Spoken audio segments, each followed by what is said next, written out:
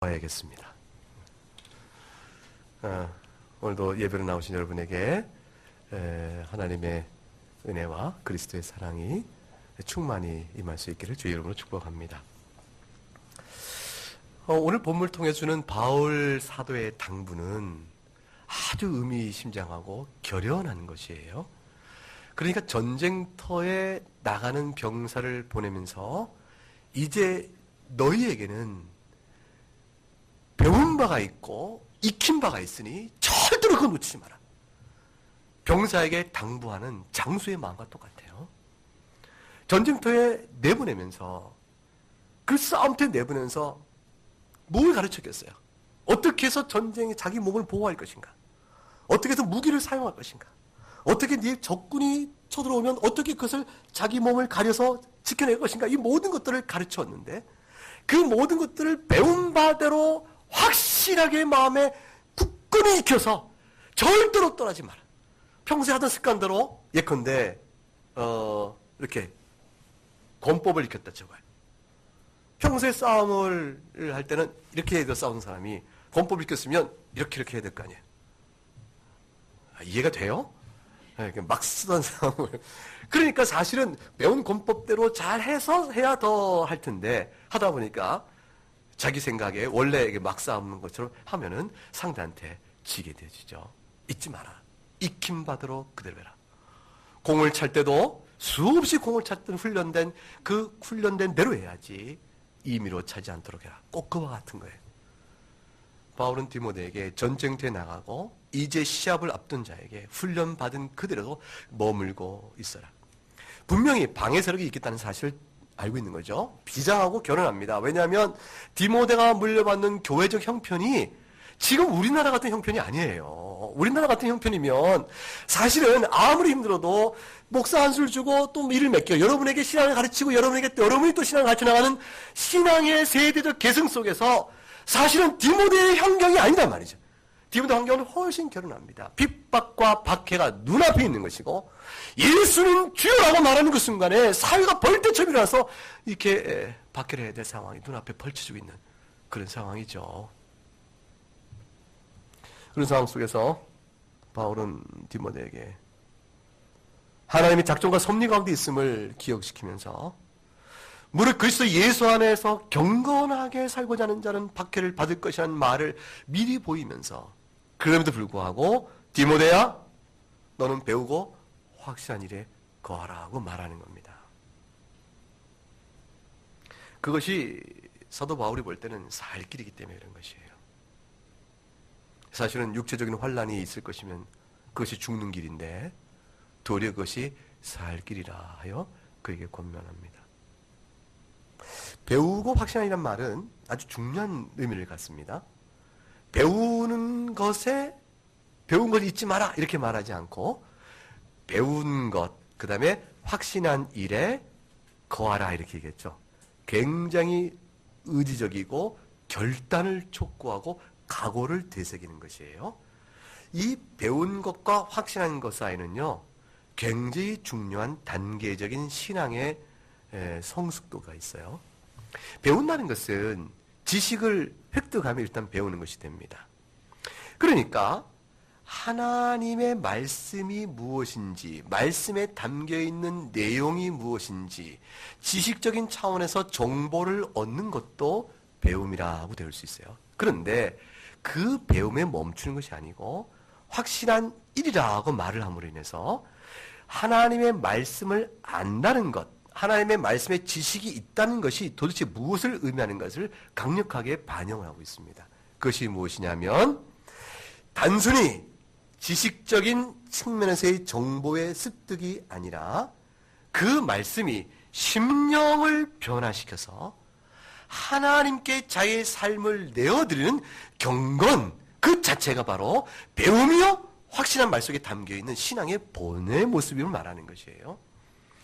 그러니까 개혁 신학 안에서는 어떤 경우도 단순히 하나님 아는 지식이 하나님에 대한 정보 차원의 지적 수준에 머무는 법이 없습니다. 하나님을 안다라고 말하는 것은 자신의 삶과 상관이 있는 것이요. 따라서 자기 삶에 영향을 줘 하나님께 예배하고 그 교훈에 따라 자기 삶을 바꿔가는 순종의 열매의 결실이 나타나지 아니하면 하나님을 아는 것이다. 이렇게 말하지 않는 것이 되어지는 것이에요. 요약하면 경건 생활이 없으면서도 내가 하나님을 압니다, 믿습니다 하고 말하는 일은 본래적 의미에서의 하나님의 지식에 불가능한 말이 됩니다. 내가 하나님을 믿습니다 라는 그 믿음의 고백은 경건 생활을 내 안에서 시작합니다 라는 뜻과 같은 내용이에요. 경건 생활의 측면은 하나도 찾을 길이 없는데 뭘 물어보면 성경적 지식은 있어서 아유 저희가 나보다 알긴 더 알아요 이렇게 되는 사람이 있어요. 그런 경우는 믿음의 사람이 아니라 그 말이에요. 대개 이제 여성이 먼저 믿고 남편은 여성의 간절한 기도의 응답으로 겨우 교회에 이제 한번 오기 시작하는 때가 태반인데 그때에 아내가 먼저 믿고 남편에게 얘기하잖아요. 여보, 주님을 믿고 살아야 돼요 라고 말하면 당신이나 잘해. 교회가 도대체가 말이야 사회에 덕이 안 돼 라고 비평을 해야 되면서 그 다음 하는 말이 뭐예요? 그 성경말이 예수님이 이렇게 사랑하라고 그랬는데 원수도 사랑하는데 이 교회가 좀 그런가? 예수 믿는 사람들이 더 그런가? 이렇게 말하면서 성경의 말씀을 이것저것 이용해. 십계명도 알아요. 그래서 뭐라고 말을 하기가 되려 어렵습니다. 모르면 알려줄 텐데 미션 스쿨 다녀서 성경을 읽은 게 있다고 또 어릴 때 성경 주일학교 다닌 적이 있다고 하면 성경은 아는데 도무지 어떻게 볼 도리가 없어요. 목사님 저희 남편에서 기도해 주세요. 그 아는 지식은 전혀 신앙생활 관계없죠. 실제로 교회에 나온다 할지라도 지식으로 있고 심령 안에 말씀이 새겨져 돌같이 단단한 심령이라고 주께서 얘기하셨어요. 이거를 깨고 말씀의 씨가 들어가 그래서 뿌리를 내려 그 돌같은 단단한 심령에서 꽃이 피어야 돼요. 바위에 뿌린 씨가 꽃이 핀다라는 사실 생각. 이거 기적이죠. 바위에 씨를 뿌렸는데 꽃이 핀다. 기적이죠. 오직 한 가지 일로만 가능해져요. 하나님께서 우리 심령을 부드럽게 하시사 바위가 쪼개지듯 그 속에 여리고 여린 심령을 만들어 말씀이 들어가 뿌리를 내릴 수 있어야 되는 것이죠.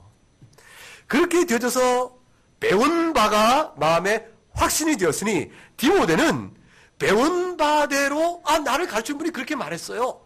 목사님이 그렇게 말했어요. 야 그래서 나는 그런가 봐요. 이렇게 말한 것이 아니고 이건 내 신앙이 되어버린 거예요. 디모데야 네가 배웠고 네가 너의 신앙으로 받은 바 된 그 사실을 흔들림 없이 계속해서 걸어. 그렇게 말하면서 그 배운 바에 거하게 될 이유와 까닭에 대해서 14절 하반절에 이렇게 먼저 얘기하죠. 너는 네가 누구에게서 배웠는지를 알지 않느냐 그래요. 그러니까 네가 누구에게서 배웠는지를 아는, 기억하는 그 사실이 무엇에 도움이 된다는 얘기일까요? 네가 배운 바에 확신하여 흔들리지 않고 견고히 서게 되는 도움이 될 거다. 자, 그러면 디모데에게 가르쳐주고 확신하게 있게끔 한 분이 어떤 분이면 디모데가 배운 바에 확신에 흔들림없이 거하는데 도움이 될까요? 1. 신앙이 없는 사람. 2. 경건치 않은 사람. 3. 자연 성미대로 신경질 있는 듯 다 부리는 사람. 4. 자기만 옳다고 하는 사람. 5. 예수님을 잘 믿고 겸손하며 주의 말씀에 순종하는 사람. 자, 몇 번이 답입니까? 왜 대답 안 하세요? 누가 디모데에게 가르쳤을까요?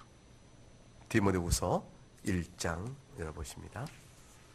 디모데후서 1장을 열어보면 거기에 디모데에게 말씀을 전했던 아름다운 이들이 나옵니다. 1절부터 5절까지 말씀을 한 절씩 교독하겠습니다. 제가 시작하고 끝절은 같이 읽습니다. 하나님의 뜻으로 말미암아 그리스도 예수 안에 있는 생명의 약속대로 그리스도 예수의 사도된 바울은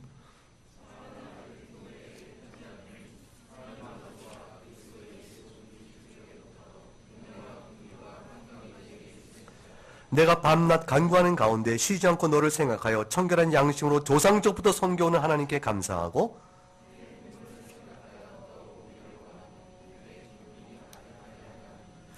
이는 내 속에 거짓이 없는 믿음이 있음을 생각합니다.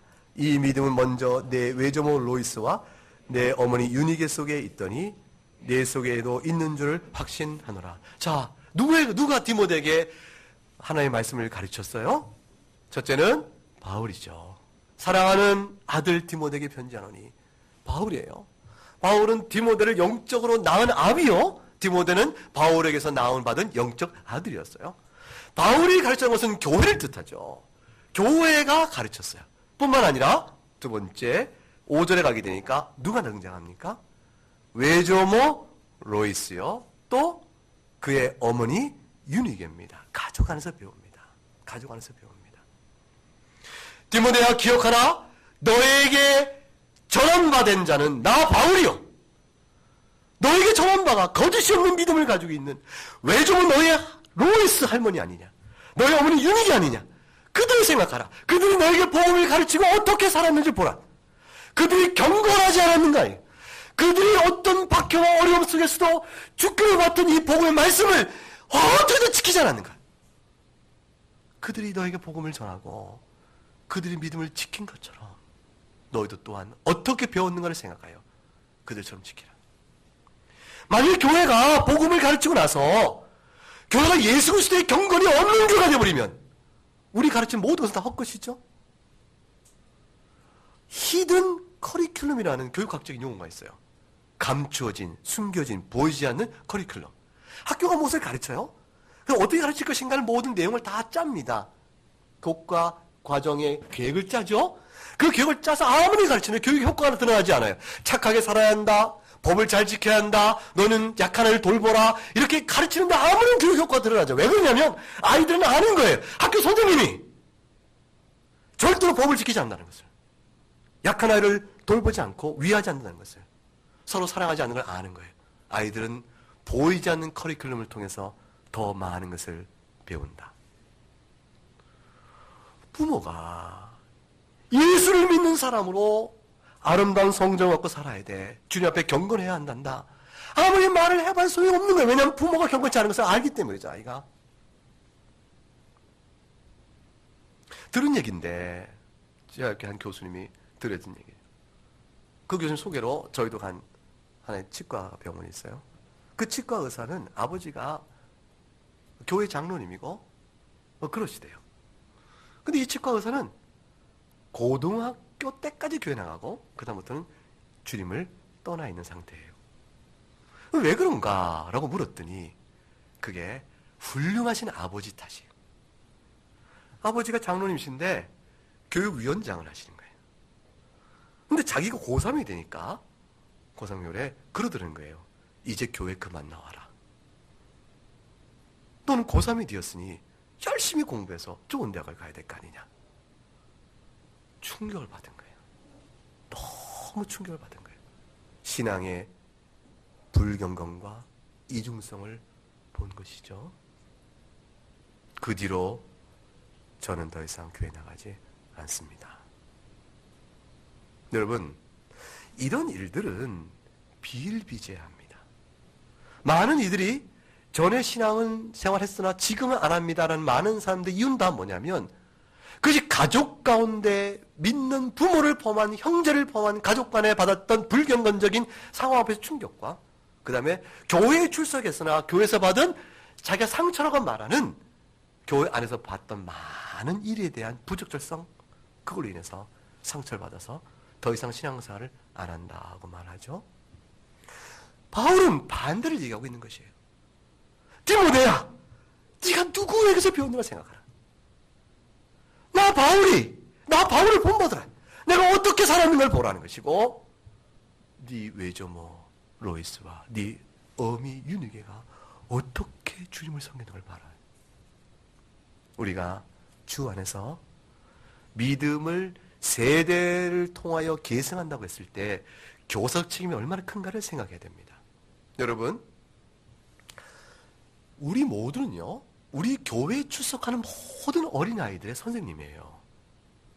그래서 사실 유아세례 줄 때 교회 출석하게 하며 교회로부터의 영적 지도에 순종하게 하겠느냐? 라고 부모에게 서약을 받고 아이에게 유아세를 주는데, 그것은 뭐냐면 모든 교우들에게 이 아이를 보여주고, 그리고 그 아이를 통하여 모든 교우가 이해를 하게 됩니다. 그 아이가 성장하는 과정 속에 교회에 출입하는 동안 우리가 그 앞에 교서 서 있다는 사실을 인정하게 하는 것이에요. 아이는 봅니다. 다 보거든요. 디모데야, 네가 듣고 보았던 경건의 본을 기억하여 너에게 복음을 전한 자가 누구인가를 생각하며 어떤 일이 있어도 배우고 확실한 바 일에서 떠나지 말고 굳건히 견고하게 구하라. 두 번째 이유는 성경이 어떤 책이냐 그랬습니다. 네가 배운 것이 무엇이냐? 하나의 말씀 아니냐? 성경 아니냐? 근데 이 성경은 어떤 책인고? 그것은 15절을 같이 읽어봅니다. 시작. 어려서부터 성경을 알았나니 성경은 능히 너로 하여금 그리스도 예수 안에 있는 믿음으로 말미암아 구원에 이르는 지혜가 있게 하느니라. 성경은 예수 그리스도를 가르치고 예수 그리스도를 믿으면 구원을 받는다는 복음을 가르치고, 그 복음을 가르치는 구원을 받는 지혜의 말씀은 성경을 떠나서는 없으니 네가 성경 배운 대로 거하라. 여러분, 우리가 배웠고 들은 말씀은요, 인간의 철학과 지식이 아니에요. 용도가 일정한 시기가 지나면 폐기 처분되어지는 효과가 제한적인, 또 어떤 경우만 들어맞는 그런 짧고 부족한 인간의 지혜가 아니고, 우리가 들은 말씀은 영원토록 창조 때부터 다시 오실 새 창조, 주께서 다시 오실 그날로부터 이어질 만고의 진리로 주어진 생명의 말씀입니다. 이 말씀이 이러니 이 말씀을 떠나겠느냐라는 것이죠. 실로 영혼을 소송케 하는 하나의 말씀이요, 우둔한 자를 지혜로 이끄는 말씀인즉 디모데야, 어떤 일이 있어도 네가 그리스도 안에서 경건하고자 할진대 박해가 올 것이나 흔들림 없이 견고하게 서라. 두 가지 이유를 두는 것입니다. 먼저 믿은 자의 본을 보라. 그리고 그들을 통해서 너희가 들은 바의 말씀이 너를 살리는 유일한 말씀이니라.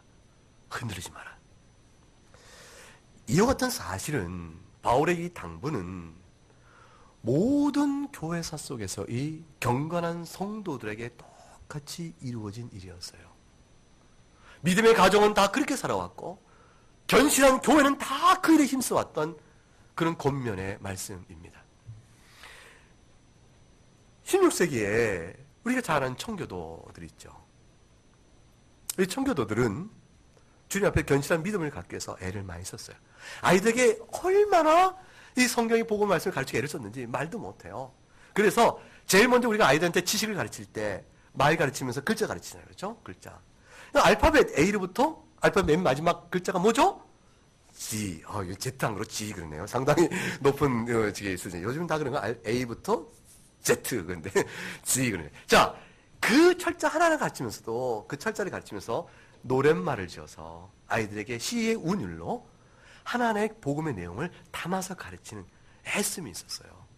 자, A라는 철자를 가르치면서 뭐를, 복음적 내용, 성경 내용으로 뭐를 인용하면 좋을까요? A로 시작하는 영어 단어 아는 게 있어요? 성경에 나온 단어 중에서? 응?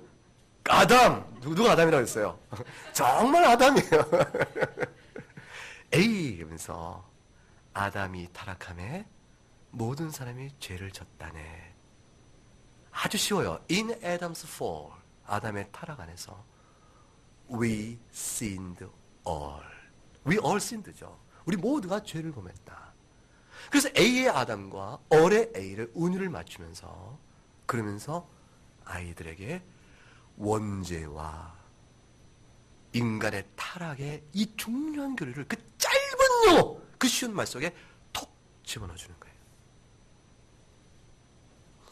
그러면 A를 잘 맞췄으니까 B를 물어보겠습니다. B랑 뭐라고 같을까요? B. 자, A를 맞히신 분? B. 성경에 B로 시작하는, 여러분이 알고 있는 단어 중에서 B로 시작하는 가장 쉬운 단어 3개만 빼봅시다. 시작. 1. 어려운 단어 말고 쉬운 단어로 했습니다. 지금 무슨 이제 B. 바이블. 바이블. 어려운 단어예요. 근데 더 쉬운 단어. 바벨탑. 굉장히 고상한. 그냥 일반적으로 boy 아니면 book 책이죠. 애들이 처음에 what is this? 이건 책이란다. book. God's book. 바이블을 쉽게 해서 God's book. 우리가 사람이 생활을 바꿔서 구원 얻으려면 무엇을 봐야 하나요? 인간의 삶을 바꾸는 일은 하나님의 책이 한단다. 그거를 썼어요. Thy life to mend. 내 생활을 바꾸려면 God's book to amend. 하나님의 책이 바꿔줘. 그 book이란 말로 B를 끌어당겨요. 이렇게 해서 어디까지 나갈까요? Z까지 다 나가요. 다 일일이 하고 싶지만 C는 뭐가 될까요? C. Christ 이렇게 나가겠죠? 근데 재미나게 그 사이에 아이들이 좋아하는 고양이 캣을 집어넣어요. 그 사이사이에 복음 내용을 살짝 떠나서 일상에서 애들이 좋아하는 것들을 사이사이 집어넣어요. 그래서 교육과 생활이 재미있게 가도록 지혜를 짰어요. P는 뭐가 있어요?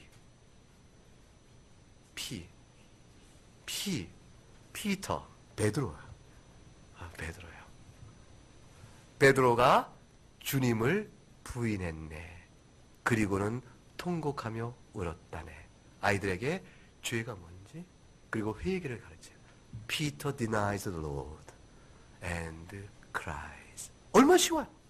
그렇게 해서 가르쳤어요. 자, 그럼 제일 어려운 문제. 설교를 계속 할 수 없으니까. 자, 마지막 철자가 뭐라고 했죠? Z. 자, 뭐가 들어갔을까요? 이건 좀 어려워요. 시온, 자이온? 그것도 좋네요. 근데 제가 찾아본 데는요, 자케이오스예요. 사케오가 지르 시작해요. 자케오스. 자케오스 climbed the tree. The road to see. 그래서 트리와 C가 운율이 맞아요. 그렇게 해가지고 주님 보고 싶어서 삭개오는 나무를 올랐네. 우리도 어릴 때 뽕나무 나무에 올라간 삭개오 그런 우리 애들 노래 부르잖아요. 찬양을. 그거 기억하세요? 어떻게 해요? 뽕나무 올라간 삭개오. 네. 갑자기 저 문제 생각 안 나네. 많이 불렀는데. 네, 그렇게 하듯이 가르친 거죠. 아이 첫 철자를 가르치면서 노래처럼 아이들 그 기억을 시켜요. 성경도 마찬가지였어요. 신명기 보게 되면 신명 끝에 하나님께서 모세를 통하여 증거의 노래를 지어 부르게 하라 그랬어요. 증거의 노래는 뭐냐면 이스라엘이 가나안 땅에 어떻게 들어오게 됐는지, 그들이 하나님의 계명을 받았는데 어떻게 불순종하여 마지막에는 그들이 얼마나 하나님의 심판을 받아 내어 쫓기기까지 하는지, 그 모든 이스라엘이 있을 영적 상태를 예언적인까지 내용까지 포함해서 서사시처럼 쭉 꾸면서 노래말로 지어 부르게 했어요. 증거의 노래예요. 그 속에서 하나님이 이스라엘을 어떻게 사랑하고 우리는 하나님 앞에 어떻게 서는지를 깨닫게 한 거죠. 그렇게 가르치기를 너무너무 애를 썼어요. 이렇게 가르친 다음에 애들이 조금 성숙하게 되면 문답, 묻고 답하는 게 시작되어지면 아이들에게 그때 가르치기 애썼던 내용이 뭐냐면 요리문답이에요. 그게 카테키즘, 요리문답이에요. 지금 우리 아이들도 나가서 웨스트민스터 소유문답을 공부하고 있어요. 아이들이 묻는 것이죠. 하나님은 누구시니? 하나님은 삼일체 하나님이세요. 삼일체 하나님이란 어떤 분들이니? 성부, 성자, 성령 하나님이세요. 예수 그리스도는 누구시지? 성자 하나님이세요. 근데 그분이 우리 가운데 어떻게 오셨지? 성자 하나님이 사람이 이 땅에 오셨어요. 이렇게 한 가지 묻고 답하도록 하는 것이죠. 그런데 이것이 단순한 지식의 배움이 아니라 아이들 심령을 깨고, 왜냐면 아이들도 돌덩어리잖아요, 심령이. 아이들도 원죄 가운데 태어난 아이들이잖아요. 아이들이 어릴 땐 순진해 보이지만 그러나 순진한 그 아이도 쥐덩어리이기 때문에 하나님의 말씀을 좋아할 리가 없죠. 아이들도. 그 아이들의 영적을 거슬려 그 아이 심령을 깨서 그 아이도 하나님의 말씀을 순종해 받도록 가르쳐야 되니까 적용점이 있어야 되므로 물어야 되는 것이죠. 예수님이 사람이 되셨어요. 그래, 잘 얘기했다. 성자 하나님께서 사람이 되신 분이 예수님이야. 네가 좀 잘 말했다. 그런데 그것이 너에게 왜 중요해? 그게 너에게 왜 중요해? 왜 중요하냐면, 예수님이 사람이 되셔서 나하고 똑같이 되셨기 때문에 예수님이 죽으신 건 내가 죽은 게 될 수 있으니까. 이 고백을 아이가 하게끔 적용점을 찾아내야 돼요. 물론 이것은 뒤에 다시 또 문답으로 가르쳐요.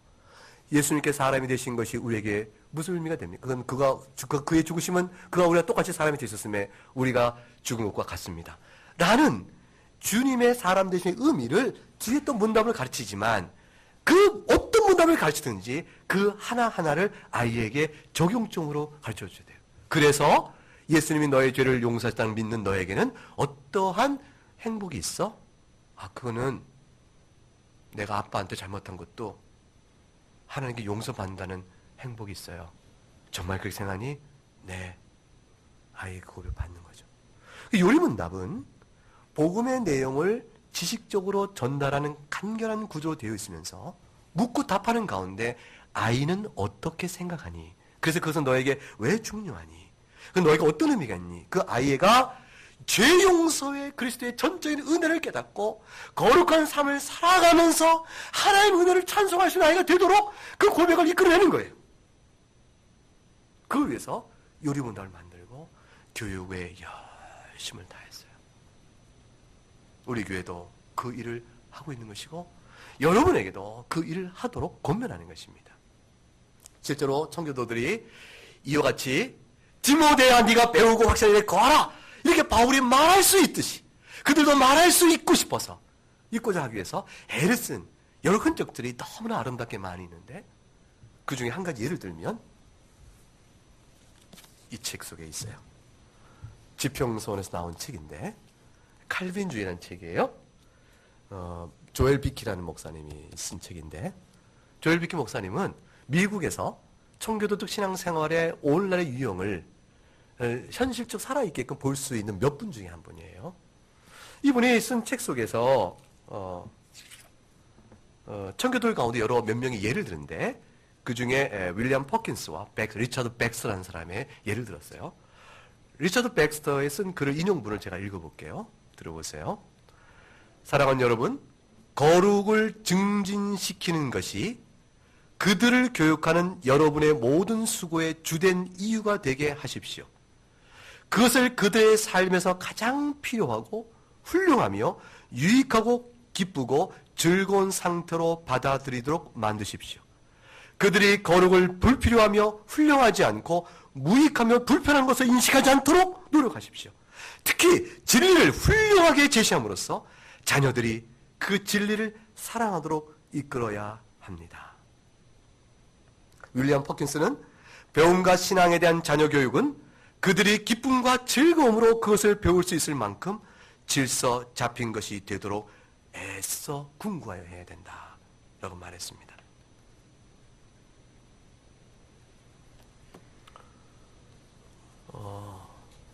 이 책은 나중에 우리 교인들이 다 공부할 거예요. 사랑하는 여러분, 아이들이 죄인입니다. 우리만큼 죄인이요? 그 아이들은 어쩌면 우리보다 더 죄인이에요. 우리는 그리스도 안에서 무릎을 꿇고 있잖아요. 근데 그 아이는 아직은 스스로 하나님 앞에 엎드려 죄인임을 깨닫고 무릎을 꿇지 못하고 있다면 그 아이는 우리보다 더 그리스도 앞에서 사실은 어리지만 죄인입니다. 아이들의 영혼을 살려야 돼요. 여러분, 교육론 쪽에서 교육 철학 가운데서 아이들이 하고 싶은 것을 원하는 걸 끌어내어 가르치라. 진보주의 교육관이죠. 잔두 이후에 그런 것들이 이루어졌어요. 그것처럼 성경적 교육관에 어긋난 것이 없으며 그것처럼 아이 영혼을 파괴하는 것이 없습니다.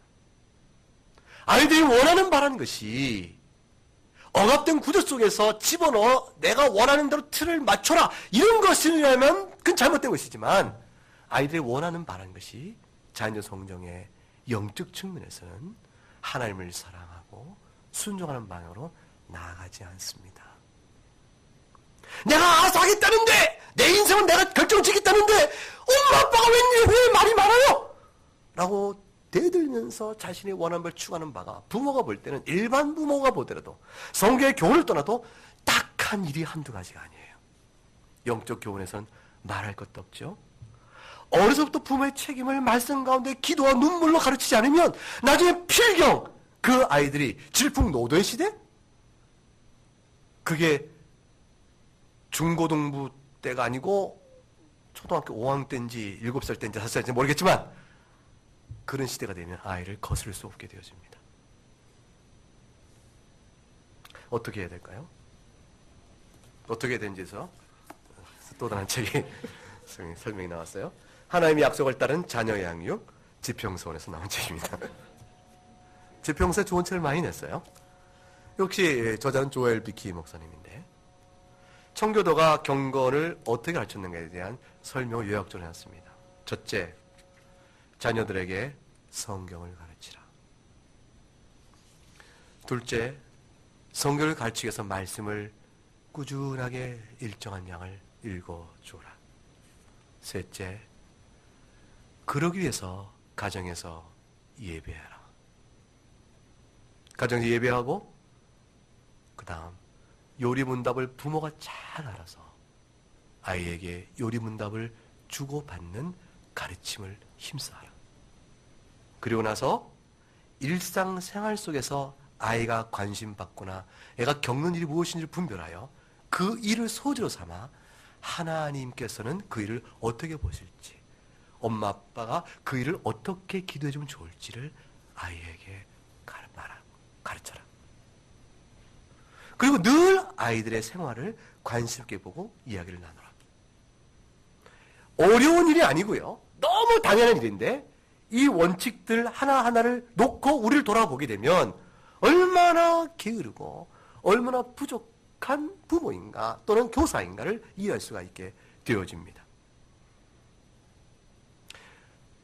교회를 같이 데리고 나와요. 아이를 어릴 때. 그러면 어릴 때 지금 우리 아이들 같은 아이들이야 엄마 나 교회 안 가. 엄마 가봐. 난 안 할 거야. 이럴 아이가 하나도 없죠. 다 따라 나옵니다.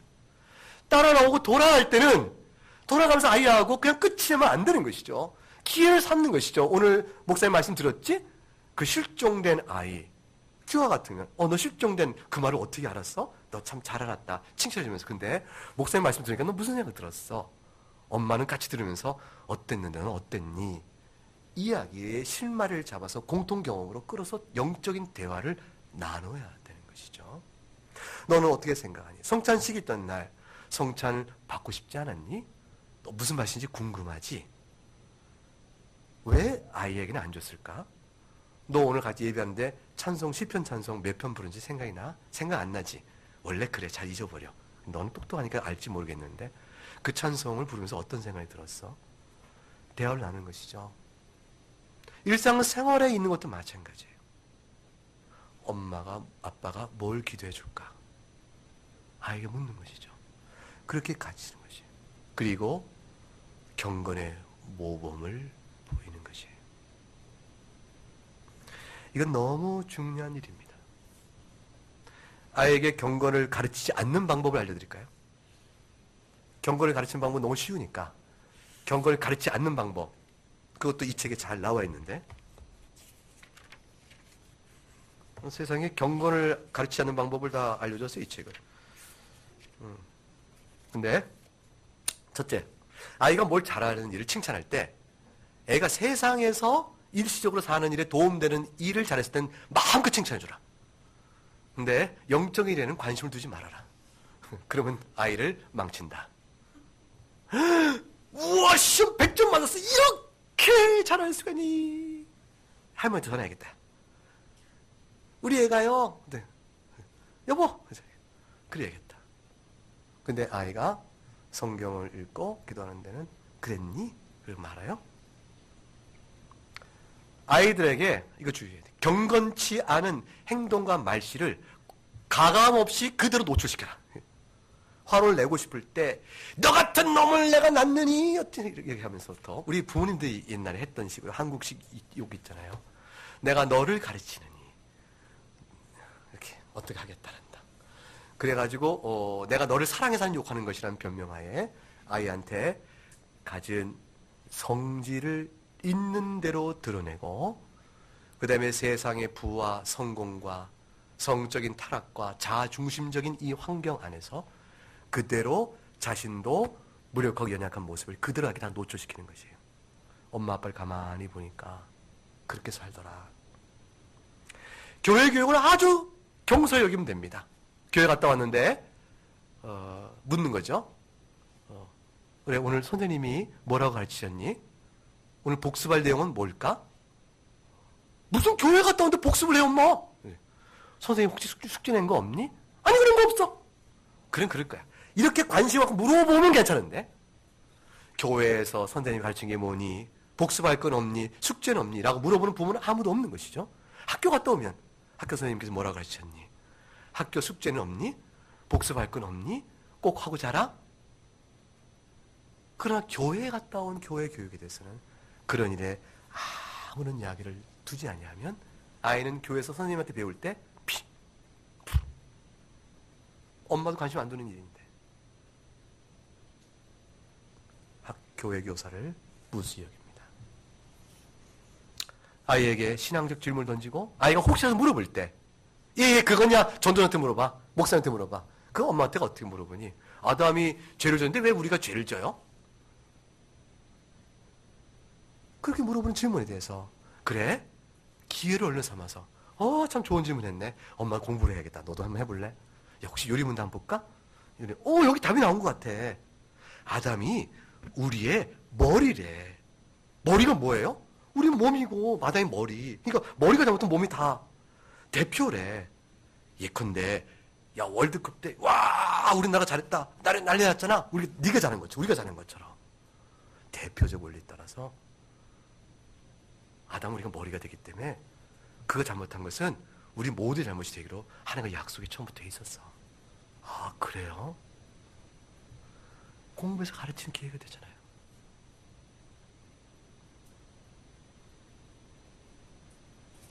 디모데는 정말 복된 사람이었어요. 바울이 나를 봐라 하는 것이고 너의 외조모 로이스를 봐라. 너의 어미 유니게를 봐라 그랬어요. 창세기 18장 19절부터 성경은 원래부터 모든 믿는 사람에게 그렇게 하라고 그랬어요. 이거는 침략세계에 들었던 경건의 모습이 아니고 본래부터 있었던 모습이에요. 아담이 그랬고 아브라함이 그랬고 그 이후에 경건한 모든 가정과 교회는 그렇게 가르쳐 왔어요. 창세기 18장 19절 가장 앞선 부분이 아니야. 아브라함에게 뭐라고 하나님 명령하신 줄 알았어요? 열어보세요. 창세기 18장 19절.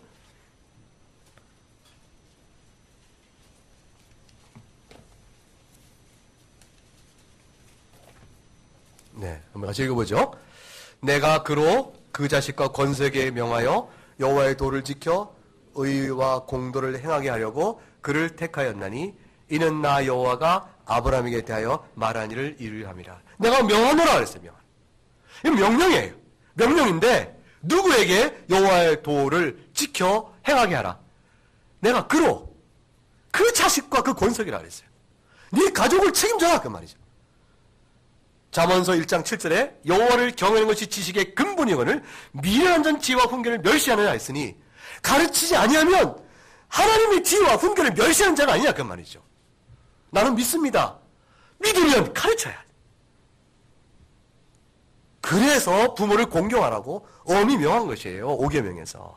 왜냐하면 가르치는 책임을 부모에게 주었으니 부모가 가르칠 때 부모 말에 순종해야 자식이 배울 것인즉 이 자식에게 부모 말에 공경에다 엄중한 책임을 물어 부모 말에 순종하라. 5계명을 두어 말씀하신 것이에요. 만약 부모가 하나님을 떠나게 가르치는 일을 맡고 있다면 하나님께서 부모의 말을 공경하라고 5계명의 명령을 주셨을까요? 아니잖아요. 내 아들아 네 아비의 훈계를 들으며 네 어미의 법을 떠나지 말라.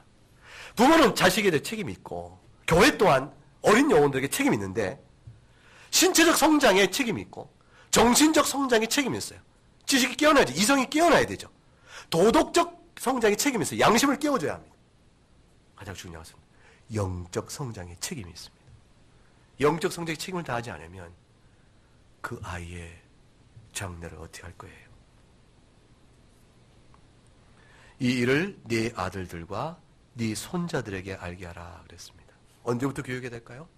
아주 어려서부터 해야 하는 것이에요. 어려서부터 아이에게 가르치면 늙어도 그것을 떠나지 아니할 것이라. 잠언 22장 6절에 나와 있는 말씀입니다. 사무엘상 2장에 가게 되면 엘리라는 제사장이 있어요. 사무엘 등장. 엘리는 제사장인데도 하나님의 말씀을 가르치고 책망하여 일깨우는 일에 너무 게을렀던 사람이에요. 제사장의 혈통에 따라 이어받으니까 엘리 제사장의 자식들이 제사장 신분을 갖고 제사장이 되었어요. 하나님께 제사를 드리기도 전에 제사를 드리기 위해 준비하는 고기 삶은 걸 미리 삼지창으로 찍어서 하나 갖다 먹거나 불경하죠. 큰 죄죠. 아니 이게 하나님 앞에서 구워드릴 고기를 미리 받아서 자신이 먹어버리거나 주할 죄죠. 성전에서 수종을 드리는 여인들조차 불다 겁탈한 일을 하거나 이거는 하나님의 말씀 맡은 제사장으로서의 도리를 하늘과 땅이 무너지듯 악을 행한 것이에요. 그런데 돌로 쳐 죽이라 말해야 될 자식의 죄에 대해서 엘리는 너희 어째 이런 일을 하였는고? 어째 이 악행을 모든 백성이 다 듣게 하는가? 내 귀에 소음이 좋지 아니하니 내가 여호와의 백성으로 범죄케 하느냐? 짧은 책망의 말 외에서는 아무 말이 기록된 게 없어요. 방종한 자식들은 죄 가운데 무너져 죽게 되고요. 엘리도 꼬꾸라져 죽게 되는 일을 당하게 됩니다. 말세에 고통하는 때가 이를 것이라 디모데 3장은 그렇게 시작합니다. 어떤 때입니까? 자기 사랑, 돈 사랑, 자랑, 교만, 비방, 부모 교역, 감사하지 않고 거룩지 않고 무정하고 원통함 풀지 않고 모함하고 절제하지 못하며 사나우며 선한 것을 좋아하지 않고 배신하며 조급하며 자만하며 쾌락 사랑하기를 하나님 사랑보다 더하고 경건의 모양만 있을 뿐 능력이 없는 그런 시대에 다음 세대의 신앙교육을 시켜야 할 때 어떻게 할 것이냐 그 말이죠. 자녀 신앙교육에 이미 실패했으면 어찌할꼬? 뒤늦게 깨달았는데 장성한 자식은 이미 자기 뜻대로 고집대로 생활을 해나가니 자식이라도 어떻게 할 도리가 없어요. 어떻게 할 거예요?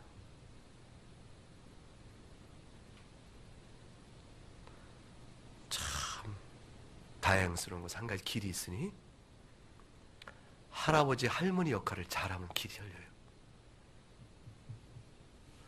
내가 자식 기를 때는 제대로 못했어도 할아버지 할머니 역할은 제대로 하자. 그거죠.